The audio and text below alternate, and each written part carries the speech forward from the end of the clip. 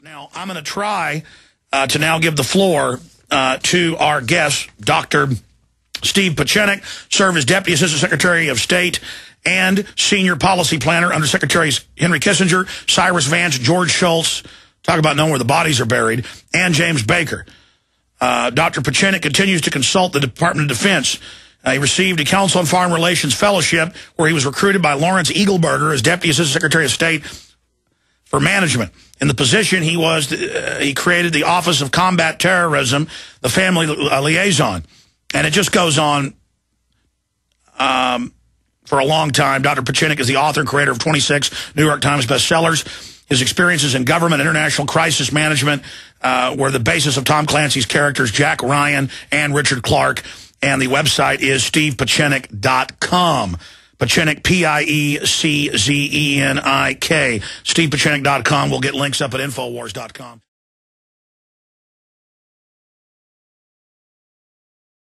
The reason I came forth and I said I warned Bush Jr. and Cheney and Rumsfeld, you will pay for the crimes you've committed against the American public. And part of that is this nonsense of Osama bin Laden being the leader of some nonsensical group that we created under the Carter administration, was fostered through tens of years, and going into Pakistan through the nonsensical war that didn't exist to allow men and women to die. Are you bottom line saying they ran the attacks or they hired some criminal group to do it? No. They ran the attacks. The 9/11 is a total manufacture of one organization, the White House under Bush Jr. Bush Jr., Cheney, Rumsfeld. Unbelievable. What? Stay there, sir. Stay there. Tony Halazad, Elliot Abrams, who's now at the CFR. Stay there. Repeat that. I'm happy to confront them.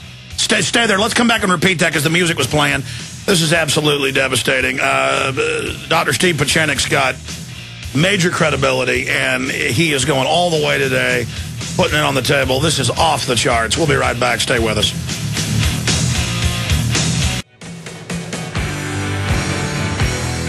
You're listening to The Alex Jones Show. Well, the email, the tweets, the phone calls are pouring in.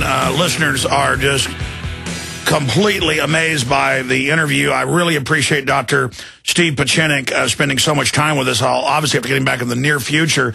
And I want to go to some of your phone calls, but I was going back to 2002 when he went public. Then he was saying, I have questions about 9/11. You know, there are issues with this. We created these groups. Now, as we went to break, he was laying it all out and naming names. Dr. Pieczenik, again, who served as Deputy Assistant Secretary of State and or Senior Policy Planner under Secretaries Henry Kissinger, Cyrus Vance, George Shultz, and James Baker. That's three of the most famous kingmakers of the last 100 years right there. Dr. Pieczenik continues to consult to the Department of Defense, ran black ops, major operations, overthrows of governments, you name it, stevepieczenik.com. He is, of course, on record. Tom Clancy helped Tom Clancy write his 26 best-selling New York Times bestsellers with his advice. Several of the characters, like Jack Ryan, are based on him, as well as Richard Clarke. And Dr. Pieczenik, uninterrupted by the break, take your time. What was the event of 9/11, A, and B, why was it carried out? The event of 9/11 was carried out for one purpose. It was carried out to mobilize the American public to go to a war that they didn't need to go to, that they knew nothing about, where we had prepositioned soldiers in Afghanistan and Iraq 6 to 9 months beforehand. And what it was done, it was based on Paul Wolfowitz's Richard Cheney, Dick Cheney, Bush Jr., Steve Hadley, Elliot Abrams in the White House, Tony Halazad, Dennis Ross, who's now our Stell envoy, who's never been held accountable. You have Condoleezza Rice. You have all the people who were in the military, particularly the Air Force generals who were involved. They can deny it any much they want, but I have a whole list of names. They know who they are. And the intel, the CIA operatives who worked under SOLIC, Special Operations Low-Intensity Conflict, were all involved in what's called a stand-down, a false flag operation in order to mobilize the American public on the false pretense that we were attacked by Al-Qaeda and Osama bin Laden, which was an absolute unmitigated lie. It was told to me even by the general on the staff of Wolfowitz. I will go in front of a federal committee and swear on perjury who the name was of the individual so that we could break it open. I was furious. I knew it had happened. I taught stand down and false flag operations at the National War College.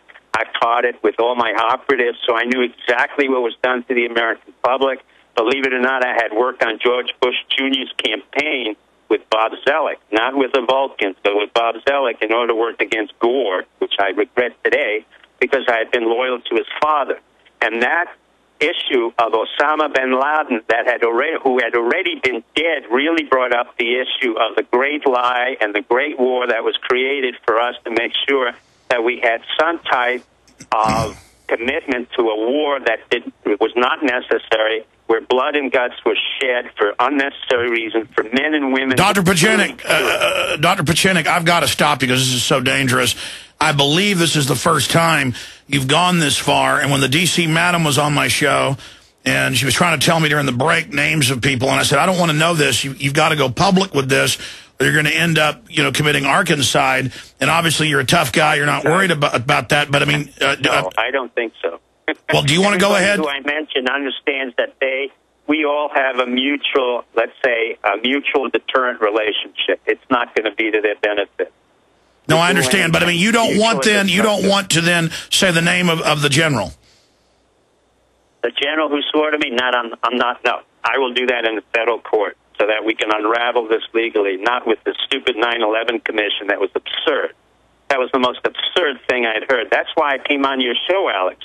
One of the reasons when I went on the shows like Chris Matthews, CNN, all of that nonsense, is they wanted me to say certain things, and Matthews had no idea what we were talking about. And going to Iraq at the time, you had all these anchormen and basically pretty boys up there. Yeah, I've met some of these people. They are like children. And I'm not even saying They're children. They had no idea whether I was a deputy assistant secretary or what that meant. All they wanted me to do was to give sound bites, and I said I refused.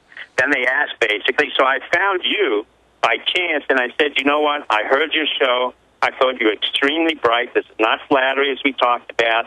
And I was more than grateful to be on your show. When I went on your show and I told you Osama bin Laden was dead in 2002, I wasn't hypothesizing. I knew it because he had Marfan syndrome. I knew the CIA had investigated, had treated him in a Dubai hospital, an American hospital. They can deny anything they want. That's all they do.